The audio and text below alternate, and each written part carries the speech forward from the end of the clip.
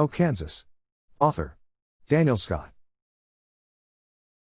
If you've never hunted Kansas, you really should.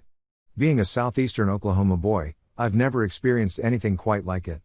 The wide open spaces, the waving grass and, of course, the wind. The wind's a whole other story. It's remarkable to me how beautiful the landscape is. And despite being heavily farmed, the abundance of wildlife. Perhaps there's not more, it's just that you can see more. But I digress. It's November 5th and as I'm sitting here typing this, I'm perched about 15 feet up in a tree located on a tree line which divides a CRP field on one side and a field of uncut milo on the other. Harvest has been delayed because of late rainfall. The tree line consists mostly of cottonwoods, bowwood and cedar in that order. And the ground below them is a minefield of littered tree branches and horse apples, or what we call Osage oranges, that you are certain no deer could ever digest, but they do. It's also where squirrels work frantically, and annoyingly if you're a deer hunter, in the dawn and dusk windows. Sunrises are riveting. At first light the day shift begins and the CRP, which looks like a sea of tan grass and weeds, springs to life, often heard but not seen. Deer pass through it like ghosts, appearing and disappearing in what looks like flat ground, an antler here. An ear there. No wait, they're way the hell over there. If you ever take a moment to have a seat in the grass, it's hard to believe how warm it gets and obvious why wildlife abounds in its serenity.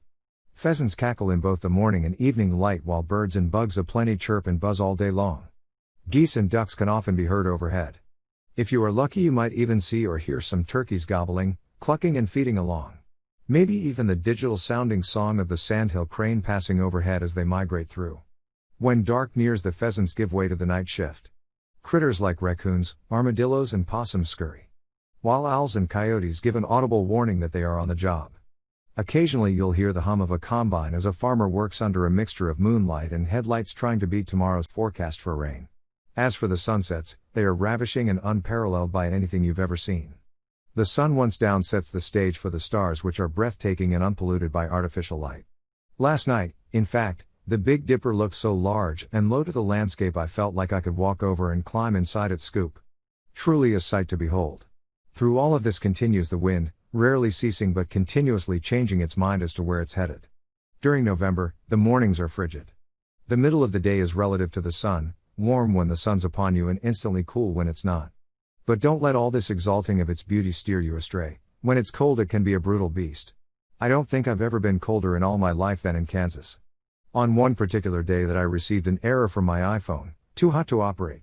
I guess it doesn't get that cold in Palo Alto. So, just know the wind will cut you to the bone. It'll make you fidget and shift so much that there's no way a deer in the county couldn't spot you. I don't know where I'm leading with all of this, if only to paint a picture of what it's like and to suggest you try it for yourself. Just be sure to bring your warm layers. All of them. About the author. Daniel Scott is a hunter, angler, hiker, and camper, a passionate public landowner and board member of Oklahoma's chapter of BHA. Daniel is an avid outdoorsman with a deep passion and respect for the outdoors. His goal is to create a digital space where he can share his advice, tips, and experiences with others, inspiring them to get outside and immerse themselves in the beauty and excitement awaiting them. You can read more of Daniel's articles on his website the8point.com. You can follow Daniel on his social media platforms, both Facebook and Instagram. The 8 Point.